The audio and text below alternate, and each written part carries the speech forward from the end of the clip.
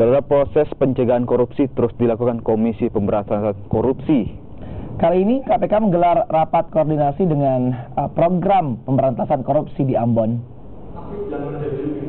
Dalam rapat koordinasi yang dihadiri seluruh SKPD Maluku, KPK melakukan pendampingan bagi seluruh lembaga untuk melakukan pencegahan terjadinya praktek korupsi. Dalam rapat koordinasi ini, KPK menyoroti sejumlah pengelolaan termasuk perencanaan dan pengelolaan anggaran pengadaan barang dan jasa pelayanan perizinan hingga manajemen aparatur sipil negara.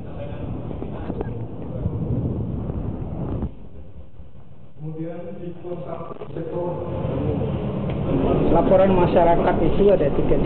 Kalau dilihat tadi ya, itu cukup jelas.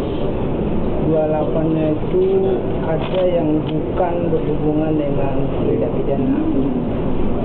Laporan ke KPK itu macam-macam. Ya. Mungkin masyarakat bahkan KDRT juga ada. Maunya semua ke KPK. Ada beberapa tadi saya lupa ya, beberapa masalah keluarganya itu memang sifatnya harus bisa diselesaikan dengan